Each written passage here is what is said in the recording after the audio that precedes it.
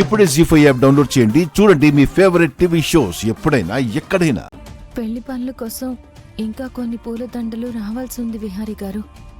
కానీ ఆ పూల మర్చెంట్ ఇంకా పువ్వులు పంపించలేదు.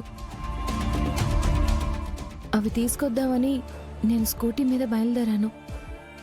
ఈ రూట్లోనే వెళ్తూ ఉంటే ఆఫీస్లో ఏదో అలికిడి అయినట్టు అనిపించింది. ఆగి చూస్తే గేట్ దగ్గర వాచ్మెన్ కూడా కనిపించలేదు. అందుకే అనుమానం వచ్చి లోపలికి వెళ్ళాను.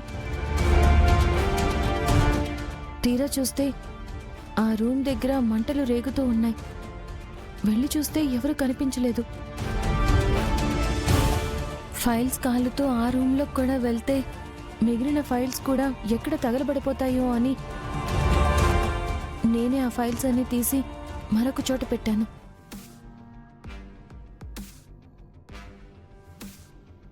మరి ఈ విషయాలని నాకెందుకు చెప్పలేదు?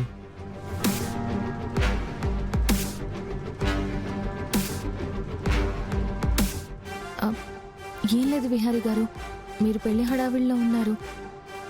ఇప్పుడు ఇలాంటి విషయాలన్నీ చెప్తే మీరు డిస్టర్బ్ అయిపోతారు.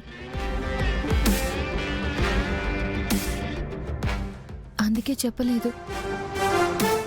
ఇంతలోనే ఇన్కమ్ ట్యాక్స్ ఆఫీసర్స్ వస్తారని నేను కూడా ఊహించలేదు. నేను మార్కెట్కి వెళ్ళి వచ్చేసరికి ఇన్కమ్ ట్యాక్స్ ఆఫీసర్స్ వచ్చారని ఇంట్లో చెప్పారు. అందుకే పరుగున ఇక్కడికి వచ్చాను. నేనే ఇదంతా చేయించాను అని లక్ష్మికి క్లియర్గా తెలుసు. అయినా నన్ను పట్టించే ప్రయత్నం చెయ్యలేదు. లక్ష్మి, నీ మంచితనమే నన్ను కాపాడింది.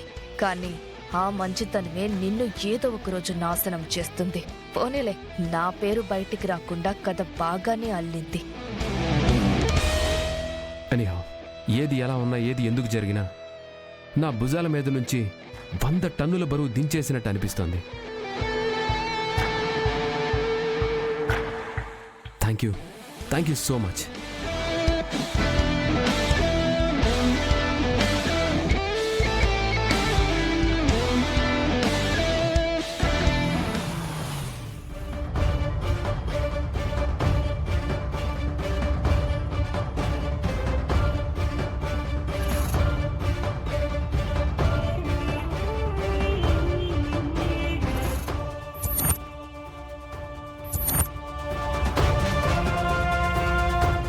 కంగ్రాచులేషన్స్ విహారి గారు. ఇన్కమ్ ట్యాక్స్ వాళ్ళకు దొరికినట్టే దొరికి తప్పించుకున్నారంట కదా. మీరు చేసిన మంచే మిమ్మల్ని కాపాడింది.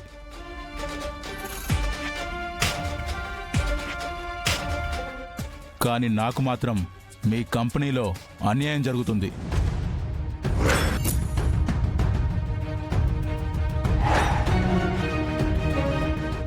మీరేం మాట్లాడుతున్నారో నాకు అర్థం కావడం లేదండి. అయినా మా కంపెనీలో మీకేం అన్యాయం జరుగుతుంది?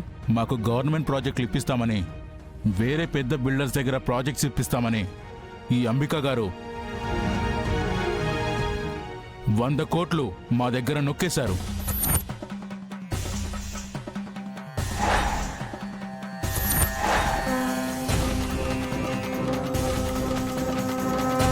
జీ5 యాప్ డౌన్లోడ్ చేసి అన్ని ఎపిసోడ్స్ పూర్తి ఉచితంగా చూడండి.